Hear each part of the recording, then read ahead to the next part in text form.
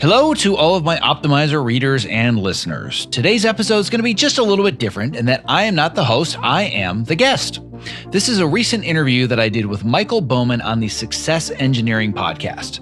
You're going to hear me talk very candidly about the identity crisis that I suffered several years ago while I was seemingly at the height of my career editing Empire, but I was also spending months on end putting my kids to bed via FaceTime, and I realized that I just didn't want to live my life that way anymore. You're also going to learn in this interview how I slowly chipped away at the incredible case of imposter syndrome that I had when I was building the Optimize Yourself program, as well as some deeply emotional stories about why it is that I do what I do. I highly recommend after listening that you check out Michael's work on his Success Engineering website, where you're going to find blog posts, book summaries from the 4 books that Michael used to help him optimize his own life, and of course his podcast episodes, all of which is at successengineering.org. So now, without further ado, my interview with Michael Bowman over at Success Engineering. I had just hit what in my mind was the pinnacle of my career. I was editing the season 1 finale of Empire. Here I am editing a piece of content that I know for a fact is going to be seen by 25 million people. I was doing FaceTime calls with my children every single night, putting them to bed. Love you, can't be home again tonight, I'm working. And my son, who was 5 years old at the time, thought the phone was hung up. And he's like, why doesn't daddy love us? Why doesn't he want to put us to bed at night? I was like, this is just not worth it.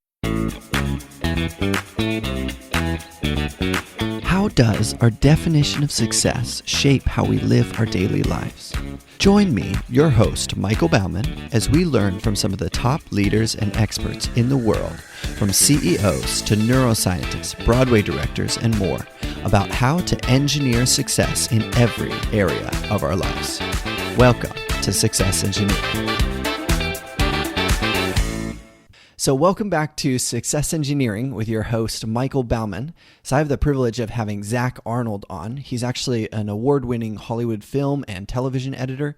So he's done work on Glee, on Empire, Burn Notice, and actually most recently on Cobra Kai. So he's the creator of Optimize Yourself program, which is about intentionally prioritizing actually having a work-life balance while at the same time optimizing your creativity and your productivity. And then when he's not doing that, he's running Tough Mudders, he's doing Spartan races, he's training to be a contestant on American Ninja Warrior, on top of being a dad and a husband. So I'm really excited for this conversation. Welcome to the show, Zack. Yeah, I appreciate it. And I'm kind of exhausted just listening to that. Like that guy sounds like he's trying to do a lot. He sounds a little insane. I don't know if I'd wish that that list of goals and calendar on my worst enemy. He sounds kind of nuts. Well, we'll get into that. So you definitely had more of a worst enemy period of time, and now you appreciate yourself more and have made more time for our priorities and done that in a very effective way. So I'm excited to talk about that.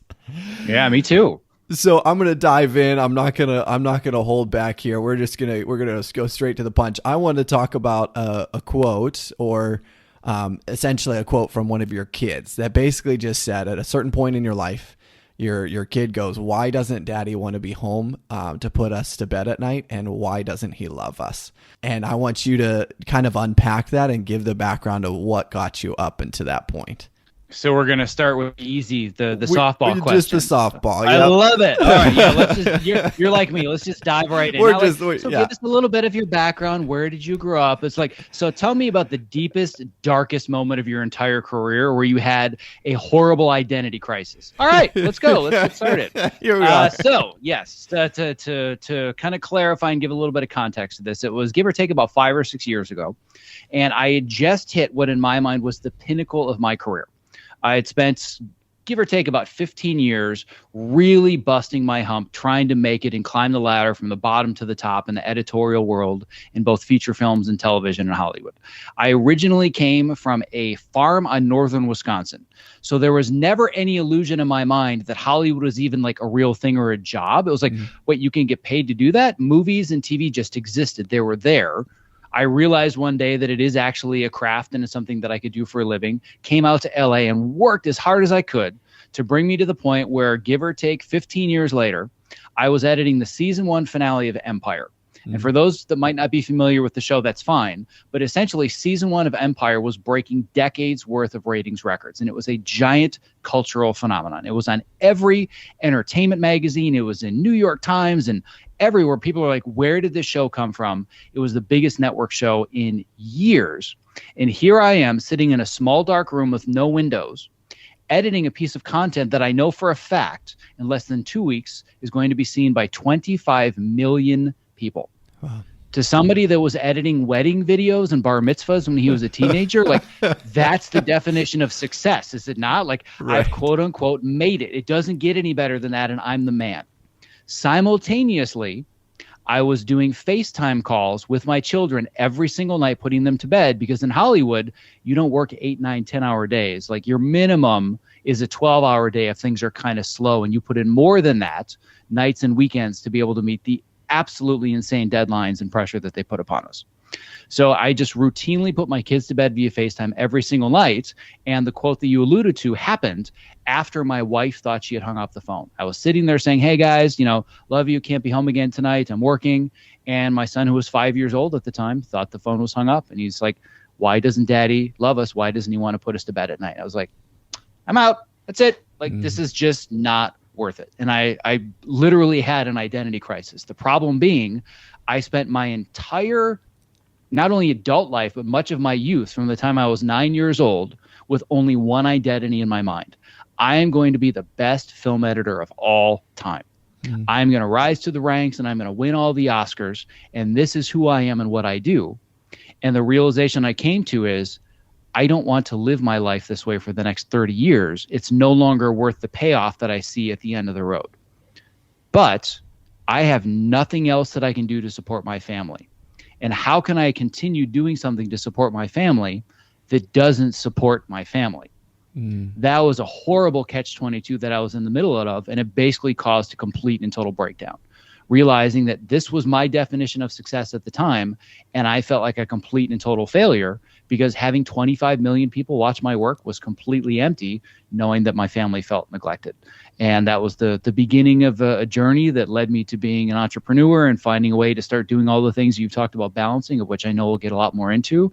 But that was basically the aha moment that I can't live my life this way anymore. Yeah.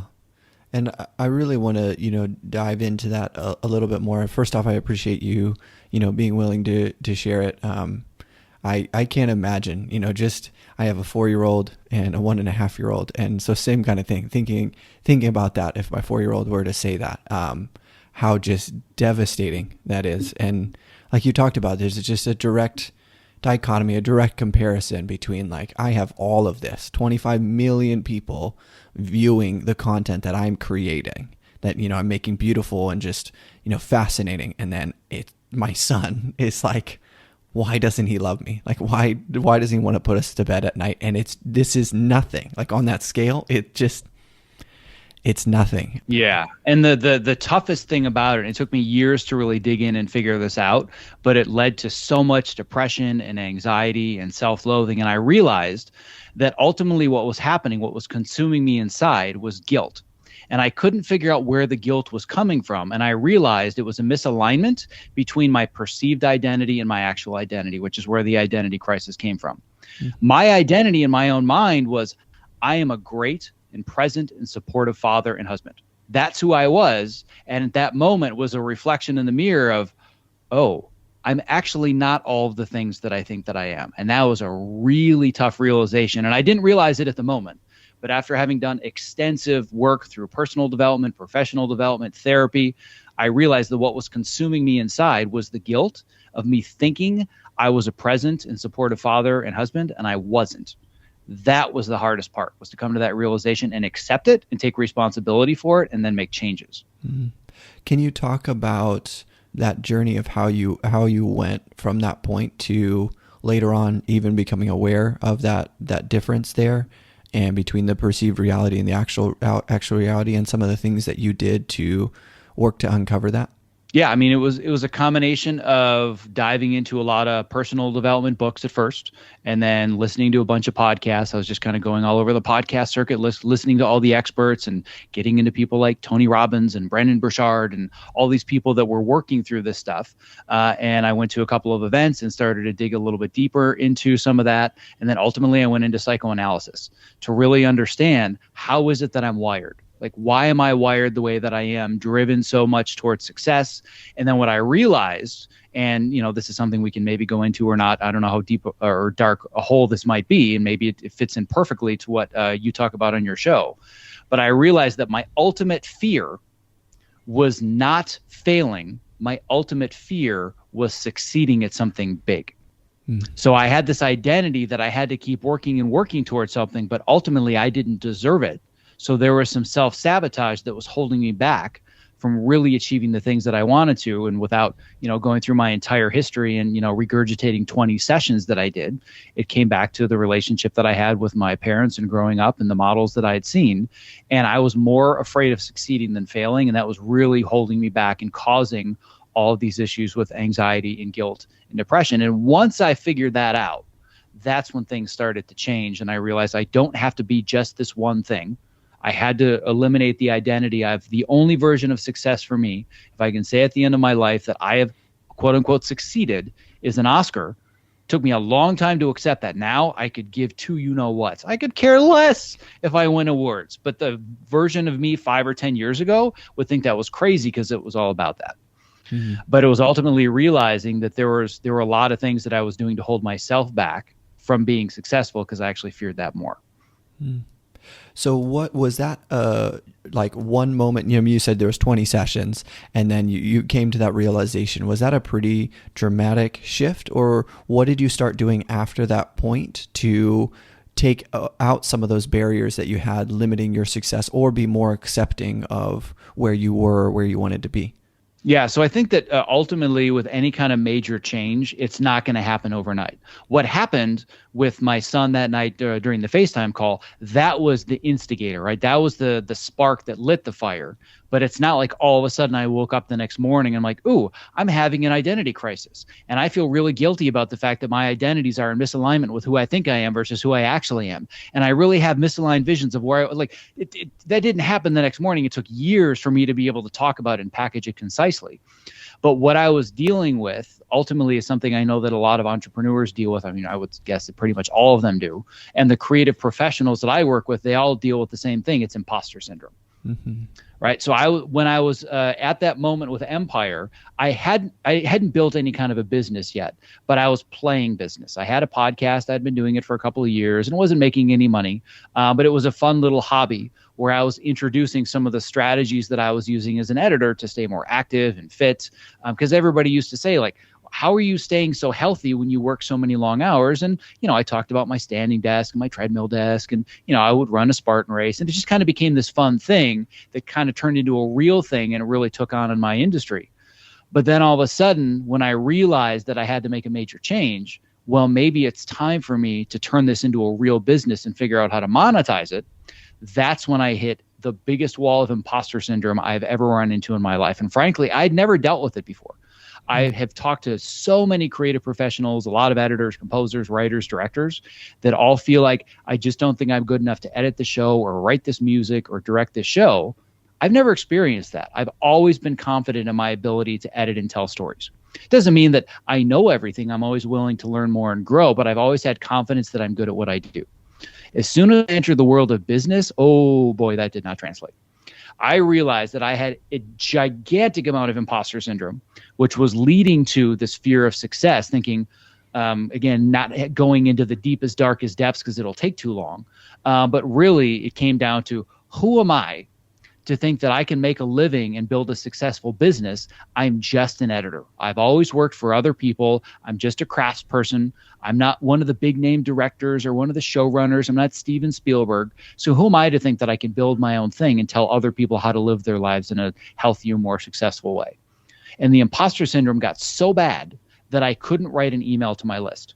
Mm-hmm. I spent 6 months without writing one email to my list because I felt like such a fraud. And it took me extensive work to get through that. And the way that I overcame it, like, based on one of the questions, kind of coming back long-winded to the beginning of your question, is that I chipped away at it one tiny bit at a time. Mm-hmm. It wasn't like I woke up one morning and I said, I'm not an imposter anymore. I'm good at this, right? It was so subtle. And still to this day, I get on a Zoom call with my students and I'm like, they're really paying me to coach them? Like, really? Like, they know I'm struggling with life too. But I'm on the same journey as them. I happen to be a little bit further down the path, so I can help them find the pitfalls, shortening their learning curve. That's worth something to them. But I stopped kidding myself thinking that I'd cracked the code or I'd figured it out and I had all the secrets. And instead, it was reframing to, I'm a mess just like you. But some of the things you're going through, I've already overcome. Here's how I did it. And as I started to chip away at that identity slowly, and I started to chip away, you know what? I'm just going to write one message. And if I don't have a 100% unsubscribe rate, I'm going to write one more message. And it was this really slow progression. And then it was, you know what? All right, the email seemed to be working. I'm going to try and write an article again. It took me almost a year to write an article. And I loved writing, still do. Wrote the article, got nothing but positive feedback. It was great. All right, let me try another article. And then it was just this slow chipping away, and it's never going to go away. But I realized that if I just made these little wins every single day, the imposter syndrome went to a little bit less, a little bit less, a little bit less. And then, of course, I decided that I wanted to become an American Ninja Warrior and was attacked by the giant, biggest monster of imposter syndrome ever that was 10 times larger than the previous one. So it's like your typical, Joseph Campbell, hero kind of story. You just keep facing a bigger monster. Yep. Just when I feel like I've accomplished one thing and I've got it figured out, I'm going to find something that's even scarier and crazier and try and conquer that monster next. That seems to be my pattern.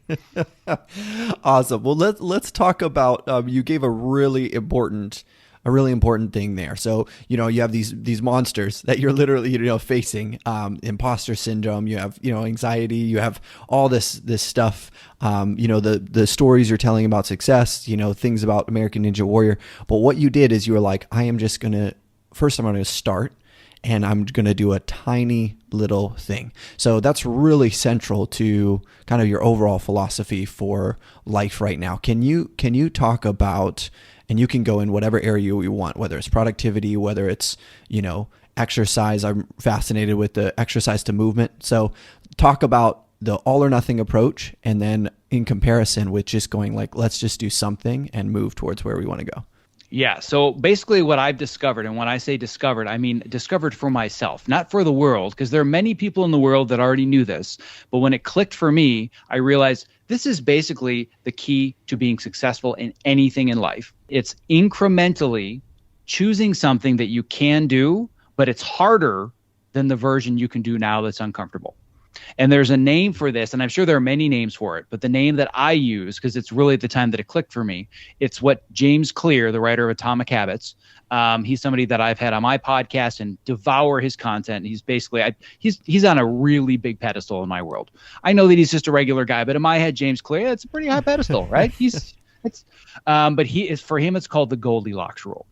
Right? If you choose something that's so incredibly difficult that you're going to be nothing but discouraged, you're going to quit.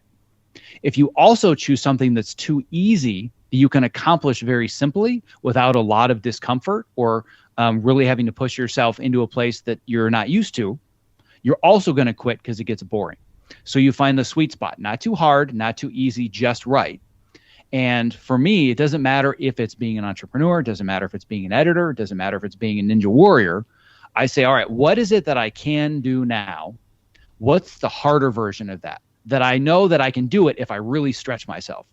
And where this really came together, like you said, to kind of go in any direction, American Ninja Warrior is the simplest way to explain it. I can bring it back to online business and business models and whatnot as well. But with American Ninja Warrior, it's so simple to explain this.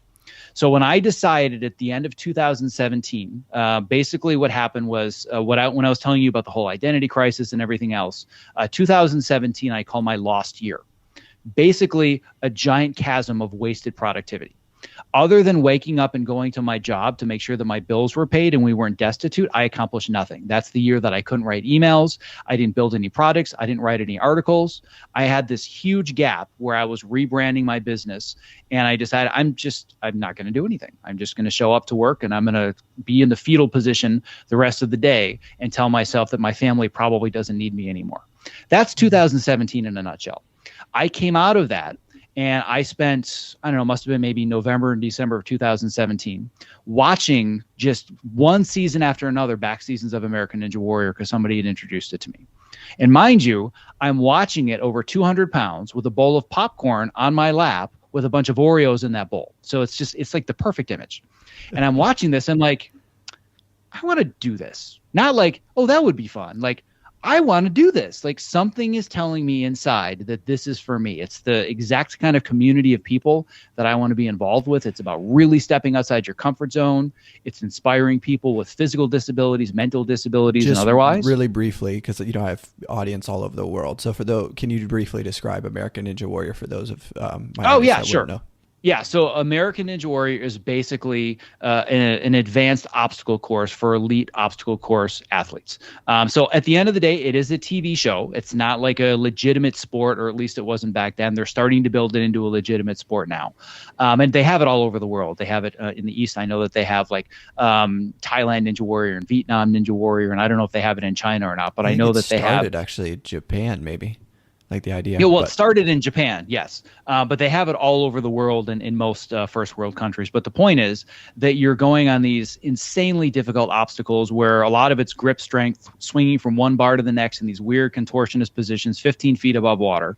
All the things that editors never do in their lives ever. And I have no athletic background that applies to Ninja Warrior. I did martial arts quite a bit when I was younger, when I was in high school and college. Never did gymnastics, never did parkour, never played basketball. Any applicable skill, track and field, didn't matter what it was, I didn't have it. But the cool thing was that unlike any other competitive sport, anyone can be on American Ninja Warrior. They have former Olympic athletes, they have NFL athletes, and they also have 70-year-old grandfathers. And I'm like, I have no excuse. I can be on this show if I apply myself. But I was in a position where it was the worst year of my life. I was in horrible shape. And I just sat down with my wife at the end of the year during the holidays, right in this room where I'm doing the call from right now. I said, I've got a really crazy idea. She looked at me. She's like, well, yeah, because I always have crazy ideas. Like, if I said I have a normal idea, she'd be like, what? You have a normal idea? So when I said crazy idea, she's like, yeah, what is it? I said, I think I want to be an American Ninja Warrior. And she looked at me and she's like, yeah, I can see that. Like, that's it? She's like, yeah, I can totally see that. I'm like, okay. So you found a good fit. You found the right one. Exactly. So the beginning of 2018 is when it started. And one of the first things I did was I signed up for a Spartan race. Wasn't the first time I'd done Spartan races and Tough Mudders for a few years. So it wasn't like that was a big revelation, but I hadn't done them for a while. And the first test for me, the closest obstacle that they have at a Spartan race that's similar to Ninja Warrior, is they have swinging rings. So basically you have these rings and you swing from one to the next, and it's maybe, I don't know, 8 or 10 rings across. And I'm like, all right, well, if I can get across this, it's going to be a good start. And I feel like, you know, this is going to be the kind of my launching point to say I can do this. I grabbed one ring. I didn't have the strength to swing to the second. That was it. I'm like, I literally grabbed it, slipped right off. I'm like, all right, so I can't swing from one ring to a second, and I think I'm going to be a Ninja Warrior. But there are two things that can happen at a place like that. So this is a metaphor for anybody that says, I want to achieve a big goal. Here's the first step. I failed massively. It can either be failure or it can be feedback. And I said the feedback is I don't have the forearm strength or the core strength to hold my weight on one ring and swing to the next and grab it. So that means that my entire reason for being right now is building the strength necessary to grab the next ring. It's not about getting on American Ninja Warrior. It's about how do I grab the second ring? What does that take? What do I need to ask the trainer to work on? How do I lift the weights, or how do I use the pans? What do I do with my legs? Whatever it is, my entire reason for being is grabbing the second ring. And I took that approach for months. I went to a stadium event, a Spartan event that's in like a baseball stadium. They had the exact same ring obstacle that I fell on the first one. And I went all the way across all 10 of them, and it was effortless. It was like I was weightless. I was like, all right, Now I can get started. Like that was a moment. It wasn't like I can be an American Ninja Warrior. It was, all right, now I can start my training because I've gotten over the first thing and I've applied that same philosophy ever since. If I'm climbing a rope and I make it 18 feet, well, then tomorrow I need to get to 19 feet. So it's all about this incremental progression where no matter the goal, what am I capable of now? How do I do something just a little bit harder tomorrow that's not going to discourage me because it's so outside the realm of possibility. Yeah. You can't overstate how tremendous that tool is. I use a very, kind of similar thing. Obviously 2020, these last couple of years have just been crazy. And I just break it down and I go like, what's the tiniest little thing that I can do and be consistent with, So it's like, I'll, do 5 squats after I go to the bathroom, right? I'll do like at least 5 push-ups in a day, or I'll have these little 5-minute, like maybe I'm doing 5 minutes of jump roping or 5 minutes of a little stretching routine. And I everybody talks about maximums, right? They're like, maximize your life, maximize your potential, maximize your gains, whatever. And I look at the minimum, like what's the minimum consistent thing that I can do? And then can you talk actually how you take these little tiny habits, tiny steps that you're doing and actually implement them into your day? Because that's something that you do phenomenally well in the context of pretty crazy work. Sure. Yeah. So I can definitely talk about it with the caveat and the disclaimer that it appears to you on the outside that I do it extremely well.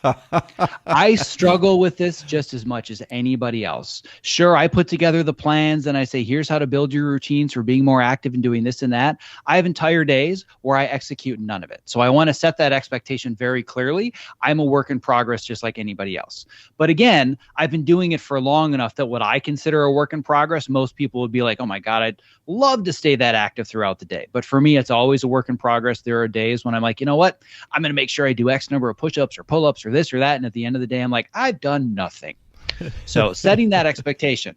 But it really goes back to the same idea of what's the goal right now? And it's not about my goal is to be super successful. An example would be my goal is as an entrepreneur to be less sedentary.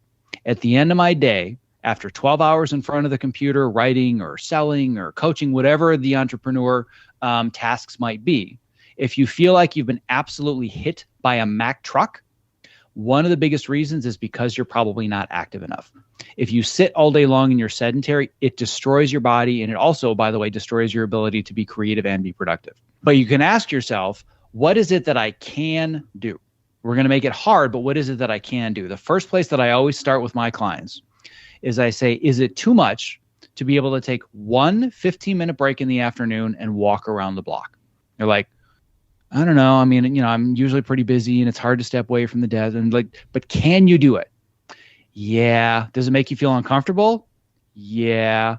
Perfect. That's where we start. If I said, can you do a 15-minute walk? And like, yeah, that's simple. Great. Now we make it 20. Right. But the idea is you start with finding something you can do, but it's just a bit of a stretch. So if the goal is to be less sedentary, start taking walks. Or if you don't have one already, get a height adjustable desk. And not just get the desk and sit at it all day long. And when people say, hey, how do you like your desk? Oh, I love it, but yeah, I don't really use it that much. And I mostly sit at it, but it's great. It looks great. It's like, let's actually get the function out of it, right? So another misnomer or assumption that people make about me, I stand at my desk all day long. Oh, no. I do not stand at my desk all day long. I am moving up and down all day long consistently. But if somebody's saying I sit all day long, but they want to start moving and standing up, you get a standing desk. You try it for 15 minutes one day. If you're like, well, that was easy. Great. Try it for 30 the next. You say, I already do it for an hour a day. Awesome. Do it for 2. You find the sweet spot where it's just right. It's hard enough, but you can still do it. And if you want to do it with push-ups, you want to do it with squats, whatever it might be, choose something that's applicable to your goals. If you say, my upper body just feels so weak right now, and I used to be able to do 50 push-ups when I was in the service 30 years ago. Now I can't do a single push-up. Okay, well then see how many you can do now. This is actually an exercise I'm doing with my father as we speak. He's 80 years old, and he realized I can't do a push-up anymore. And he came to me and said, I want to be able to do like 5 real push-ups by Christmas. How do I do it? I said, you find an incline at which you can do more than one. So like getting dining room chairs, sofas. He's like, all right, I can do 2 incline push-ups. I'm like, great. Now do 1 3 times a day. And now when he does that, he's like, oh, that's actually not that hard. I can do like 4 or 5 of them. Great. Now do 3 times a day. Okay, I can do that. Great. Now lower the incline or try it on your knees. He's like, I can do like 3 knee push-ups. I'm like, great. Now do 2 3 times a day. And he's slowly progressing. But the all or nothing approach is do your max every single day. Push yourself. No pain, no gain. Right? But it doesn't work. It's not sustainable. Yep. Yeah. So the thing that drives me so crazy about fitness and nutrition and everything else, and I'm going to leave that soapbox in the other room because it's a large one. It's going to take me a while to drag in here, but I'll do it for the tiniest bit. The all or nothing approach makes gazillions of dollars. The reason it makes all that money is because it doesn't work. If it worked, people wouldn't need to find the next program every 90 days or every New Year's. Long-term sustainable lifestyle change does not make billions of dollars, but it works. It's just not sexy, and it's slow and requires an immense amount of patience and consistency. But if I have one superpower, actually, I would say that I have 2 superpowers. The reason that I am where I am and consider myself a success, and we might, get a little bit deeper into what that means now, because I know it's kind of built into the title of your show. But I believe the 2 superpowers that I have are, number 1, I keep showing up. And number 2, I fail a lot faster than most people are willing to. I just fail fast and often, and I'm unapologetic about it. And you couple those 2 things together, and you get a lot of progress. Yeah, that's really, really good. We'll get into those a little bit, but I did want to talk, for my listeners that know, like I have, background. I was a personal trainer, nutrition coach and stuff like that. And it is there was a lot of things like you mentioned that I don't like at all about the industry. You're talking like 21-day detox, 21-day, cleanse, 21-day challenge. You have to go. No, you should spend probably 1% of your life making a change and the other 99 maintaining the change that you have.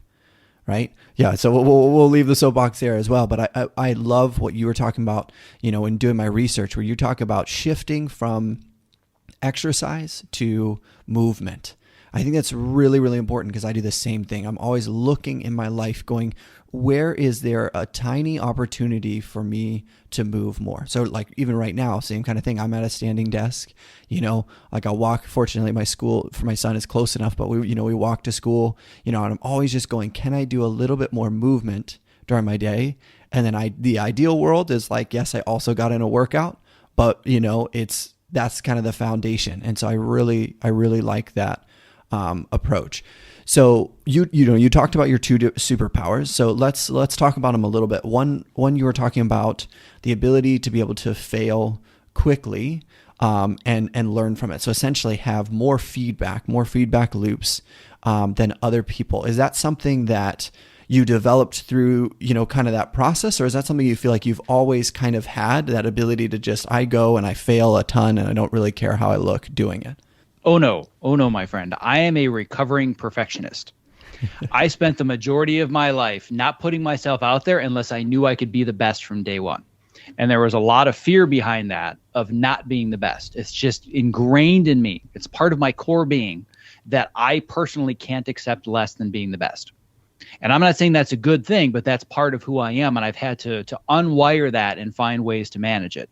I was the valedictorian of my high school class. I graduated top, 3% at University of Michigan, got a job 6 days after graduation, got promoted 5 months after moving to LA, and I'm editing trailers within 2 years. I won the Oscar for being a trailer editor. My first feature film that I edited got picked up by Fox Searchlight for $5 million. Just a long string of successes, and I thought I was bulletproof. So the one thing I had never learned how to deal with was failure. And I didn't realize how important that was because failure wasn't an option. And the first time I was hit with failure, again, huge identity crisis. So again, if we come back full circle to this conversation with my son, that was a form of failure. It wasn't the first time, but it was one of the first times that I really had to look failure in the face and say, this is not how I meant it to be, and this was not my goal.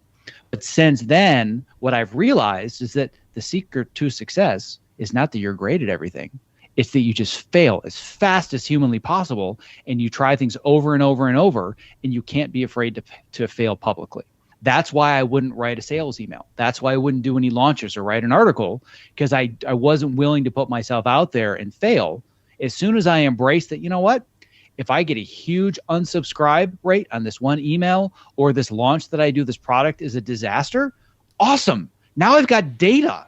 Now I know what to fix, and I know there's a problem. So now I get super excited about doing these crazy new things, or trying this with my podcast, or I'm going to build this course or this workshop, because I know that if it doesn't go the way I want it to, I have feedback to work with. And now I iterate way faster than I used to. And that iteration has led to a lot of success. But ultimately, the success came from my willingness to embrace failure and do it publicly, which, again, is what American Ninja Warrior is all about. Me failing as publicly as I can. Right. Can you talk about, and I might know how you're going to answer this, but can you talk about, let's say entrepreneurs who have that same fear, right? They're like, I'm scared to put myself out there. I'm scared to do this launch, all the things you just mentioned. What advice would you have for them to try to overcome that? So what I found is the best antidote to being afraid of failure is really tiny wins. Again, it kind of comes back to the same idea. But an example would be with my program, with my coaching program, and my clients, and my podcast, and everything else. It wasn't a binary thing. Either my business is a failure or it's a success. It's a failure because I can't make any money, or it's a success because I'm making six figures and I'm supporting myself. That was kind of the way I saw it. Either I'm good at business or I'm bad at it. And right now I'm failing because I can't write an email and I can't generate revenue. But then I said, what if it was about, I just need to get success for one other person? So I'm going to send out an email, or I'm going to get one coaching client. And I started to get them wins. I'm like, oh, maybe this thing is working. But can I do it with two? Like, can I really duplicate this and do it with two people? So it wasn't, how do I scale as fast as possible? How do I throw a bunch of people into a Facebook funnel and get 3 times my ROI, and then all of a sudden I can be Grant Cardone and I've got my jet? How do I help one person? Then how do I help 2? Then how do I help 3?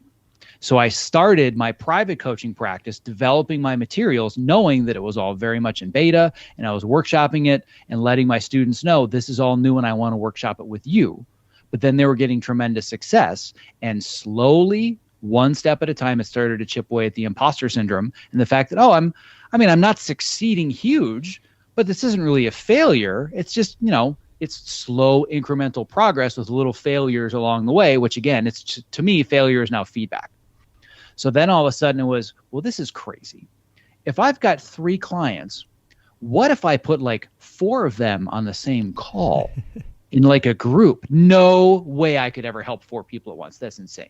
I even told that to my business coach. It's like, if you thought about group coaching, I could never help that many people on a call at once. There's no way. It has to be private. He's like, just give it a try. So I tried it. I'm like, I'm actually helping 4 people at a time. What if I tried 5? Then 5 worked. And then I went back to my business coach, and this was right around the time the pandemic hit. And I went to him and I said, there's no way that I can run a coaching business. Everybody in my industry is unemployed. We had a 98% unemployment rate in Hollywood when the pandemic hit. Everybody was out of work. And he said, is there a way that we can turn this into an opportunity? I'm like, I don't know how. I think I'm going to have to give this thing up. He's like, I've got a crazy idea. What if instead of helping 5 people on a call, you help 25? Right. Never going to happen. But I figured it out. Like, how can I make this work so I can drop the price to the place where my followers and the people that are in my industry can afford it, because money is so tight, but I can still help them. And it was this slow iterative process. And I think this semester I'm going to have like 100 students. All of them might be on a single call. Usually it's like 25, 35 people on a call. But it's gotten to the point where I know that my materials, I'm confident that my materials and the work that I do with creative professionals is helping them and getting them results.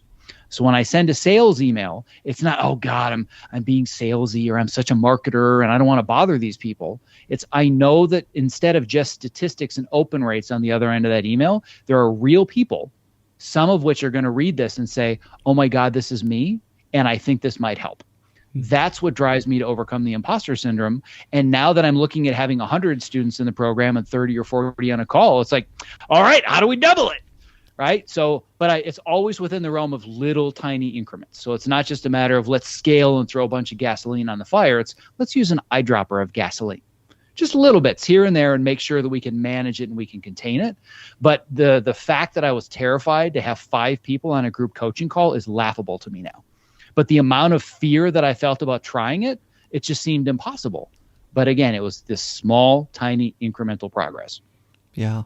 Can you talk a little bit? I mean, there are a lot of things that you do to help people, but I wanted to talk about, productivity for sure. And then if there's other ones you want to bring up as well. So you have some very good systems around productivity and communication, project management, things like that. Can you talk about that and how that'd be helpful for the audience and entrepreneurs? Yes. Are you old enough to remember the TV show Pee-wee's Playhouse? Or are you just like, what's he talking about? Who is this old man talking about? No? Well, in case your audience might know, I'll explain it to you. Basically, there was a Pee-wee's Playhouse in the 80s, and it was just like a kid show and wacky stuff and all these like talking furniture and whatever. Like if you ever want to get high and have an amazing night, watch Pee-wee's Playhouse on Netflix. It's amazing. The point being that they had this thing called Word of the Day. And there was a word, whether it was couch or ceiling or whatever, if somebody said it, everybody went, right? Systems is my word of the day. As soon as somebody says systems, giant bells and whistles go off in my head, and I say, prepare yourself, because, is this going to be a fun conversation? I love systems. What I don't love is the conversation about which is your favorite to-do list app. Drives me crazy, because productivity has nothing to do with tech. I love me some tech. In my program, I teach people how to use Trello. I teach them how to use OmniFocus. I ultimately teach them how to better manage their time and use their calendar to be their to-do list. But ultimately, I teach systems. The reason being that productivity is not about any of the tools, any of the apps, any of the features, any of the right-click, menu items, all of which are fun little bells and whistles.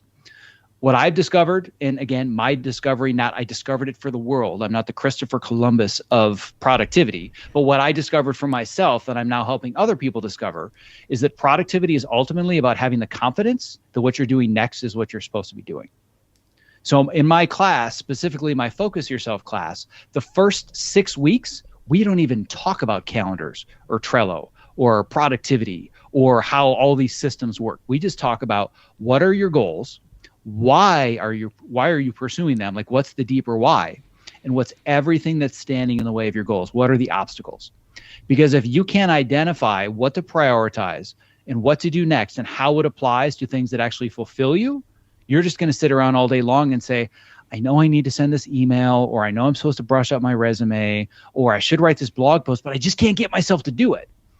And underneath it all, it's because you lack certainty and confidence that what you're doing is what you're supposed to be doing. So I teach people how to gain confidence that the next thing on their calendar is the one thing on the planet that if they execute for the next 90 minutes will change their life. One tiny piece at a time. Yes. yes. That's what I have to say about that. I'm also, I know you've had him on your show and you're a big fan.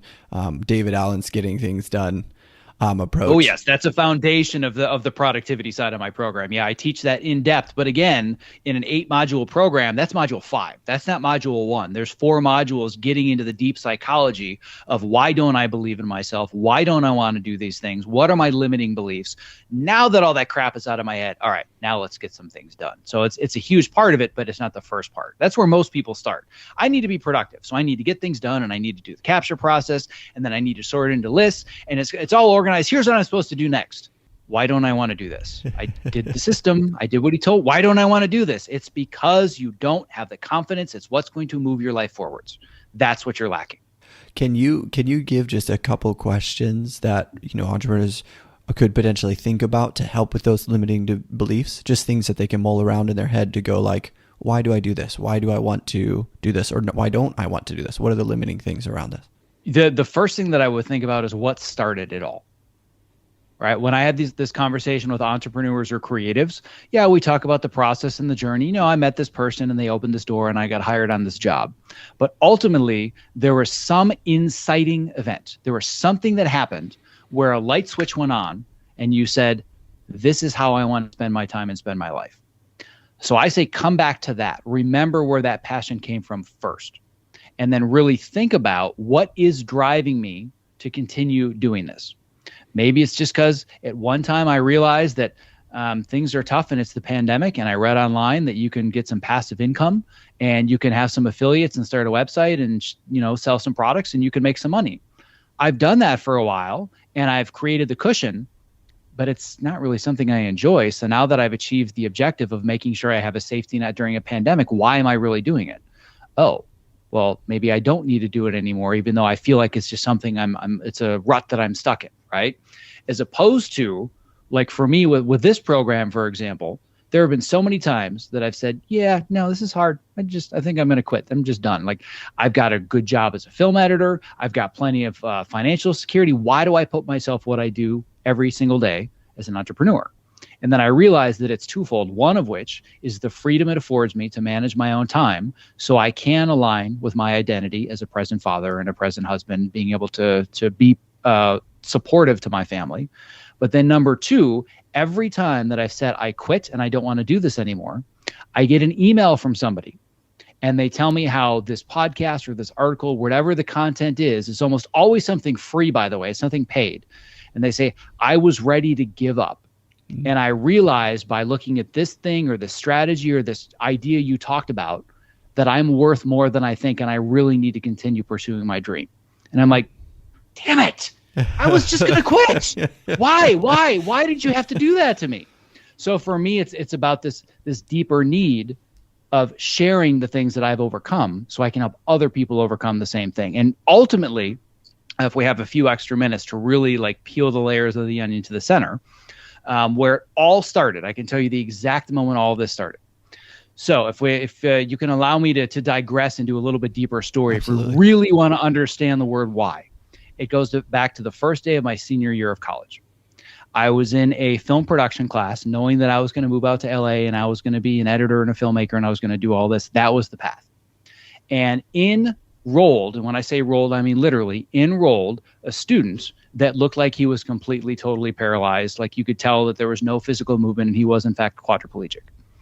And I was like, well, that's interesting. I mean, it's a production course and you run around with cameras and up and down steps and lights. And if it were like a theory course or you write things, maybe I could get it. But it was just kind of like, interesting. But then around me, like all the cool film kids that thought they were going to be the next Scorsese, I could hear them whispering and they said, oh my God, that kid better not get stuck in our group for the semester. And that made me mad. It still to this day makes me mad. And I went up to him afterwards. I have a hard time telling this story. I went up to him afterwards and I said, if you need a group, you come to our group. That's the day that my life changed. His name was Christopher Rush. He became my best friend. He was just an astounding human being. He had muscular dystrophy. And he ended up passing away at the age of 30. So he ended up passing away like 6 or 7 years after that happened. He stood up in my wedding. His parents are like my parents. And what I didn't know about him, because he was so humble, is that when he was younger, when he still had the ability to use some of his faculties and he had his arms and whatnot, he was the national poster child for muscular dystrophy and traveled all over the country with Jerry Lewis. Anybody my age or older knows Jerry Lewis and the Labor Day telethons. People younger, they're like, who?